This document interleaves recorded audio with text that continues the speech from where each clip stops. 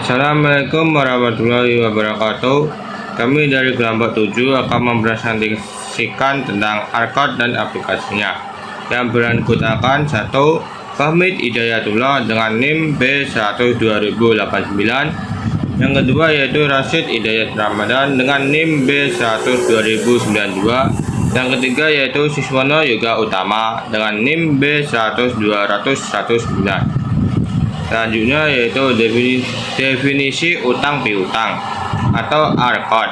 Dalam etimologi Archot berasal dari atau yang bermakna maksud ialah memutus atau memotong. Archot merupakan format masdar yang memiliki makna putus. Dikatakan Karadu Asya'i Abil Mitrat, saya memutus sesuatu dengan gunting.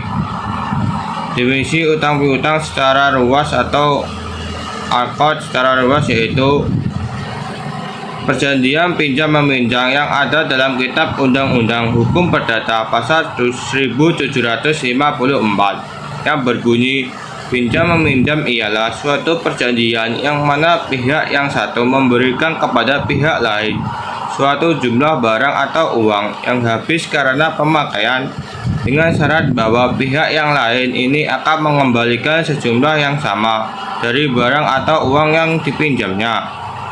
Selanjutnya yaitu pengertian Archot menurut para ahli.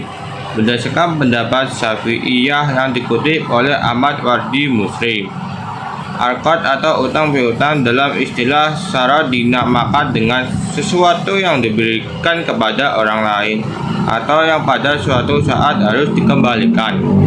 Selanjutnya yaitu berdasarkan pendapat Yasid Abadi, Archot atau utang piutang ialah memberikan harta kepada orang lain tanpa mengharapkan imbalan untuk dikembalikan dengan pengganti yang sama dan dapat ditagih kembali kapan saja sesuai kehendak yang menghutangi. Selanjutnya yang ketiga yaitu berdasarkan pendapat Hanafiyah yang dikutip oleh Wahbah Az-Zuhairi, Archot utang piutang ialah harta yang memiliki kesepakatan yang diberikan untuk ditagih kembali. Selanjutnya yang keempat yaitu berdasarkan pendapat Gufron As-Sa'idi, Archot atau utang piutang ialah memberikan sesuatu kepada seseorang dengan pengembalian yang sama. Dasar-dasar Al-Quran, firman Allah yang mengandung mukjizat yang diturunkan kepada Rasul atau Nabi Muhammad SAW. Ijma, tetapkan hati untuk melakukan sesuatu atau memutuskan berbuat sesuatu. Qiyas, sebagai kegiatan melakukan pandaan suatu hukum terhadap hukum lain. Rukun-rukun Al-Qard, akhid yang berhutang dan memberi hutang. Mahud alaih, barang yang dihutangkan. Sighot, ijab qabul, format persetujuan antara kedua belah pihak. Syarat-syarat Al-Qard, akhid merupakan orang yang mengerjakan akad. Keberadaannya sangat urgent sebab tidak dapat disebutkan sebagai akad andai tidak ada akhid. Begitu pula tidak bakal terjadi ijab dan qabul tanpa adanya akhid. Akhid, orang-orang yang berutang dan berpiutang. Objek utang, 1. Dapat dimiliki. 2. Benda bernilai. 3. Dapat diberikan kepada pihak yang berutang. Sighot, ijab dan qabul. Akad berdasarkan pendapat etimologi mempunyai makna menyimpulkan atau mengikat tali. Ketentuan-ketentuan dipenuhi dalam akad ialah 1. Pihak yang bertransaksi, keduanya mesti mengisi persyaratan dewasa maupun bertindak, berakal sehat dan tidak berada pada pengampunan, sebagai firman Allah Subhanahu wa Ta'ala. Artinya, dan janganlah kamu serahkan kepada orang-orang yang belum sempurna akalnya harta mereka yang ada dalam kekuasaanmu, yang dijadikan Allah sebagai pokok kehidupan. Berilah mereka belanja dan pakaian dari hasil harta itu, dan ucapkanlah kepada mereka kata-kata yang baik. Surat An-Nisa ayat 5.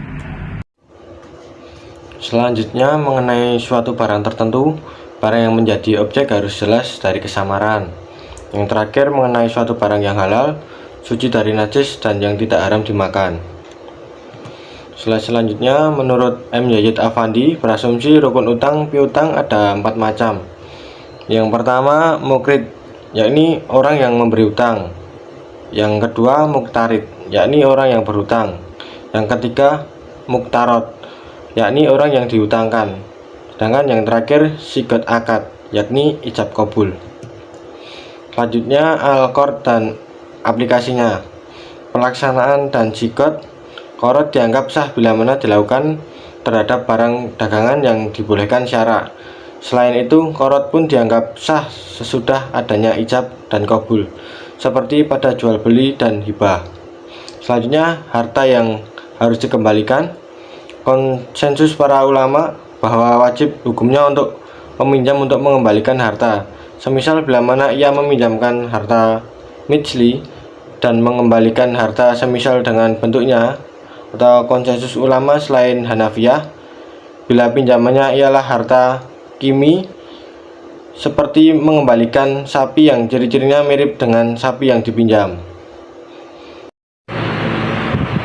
Selanjutnya yaitu ada waktu dan tempat pengembalian qard, yang bermakna yaitu para ulama 4 mazhab telah sepakat bahwa pengembalian barang pinjaman hendaknya di tempat bila mana akad qard itu dilaksanakan, dan boleh juga di tempat mana saja bila mana tidak membutuhkan biaya kendaraan, bekal, dan terdapat jaminan keamanan. Bagaimana semua itu diperlukan, bahkan bukan sebuah keharusan bagi pemberi pinjaman untuk menerima.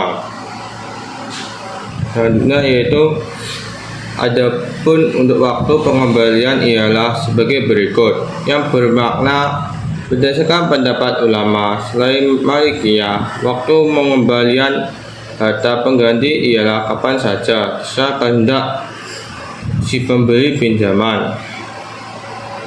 Sesudah pinjaman menerima pinjamannya, karena qard merupakan akad yang tidak mengenal batas waktu.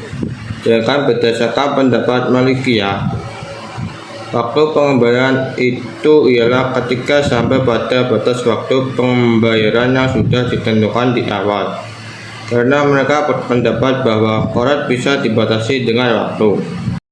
Sekian presentasi dari kelompok kami. Apabila ada kesalahan atau perkataan yang menyinggung teman-teman semua, kami dari kelompok 7 mengucapkan mohon maaf yang sebesar-besarnya. Wa taufiq wal hidayah. Wassalamualaikum warahmatullahi wabarakatuh.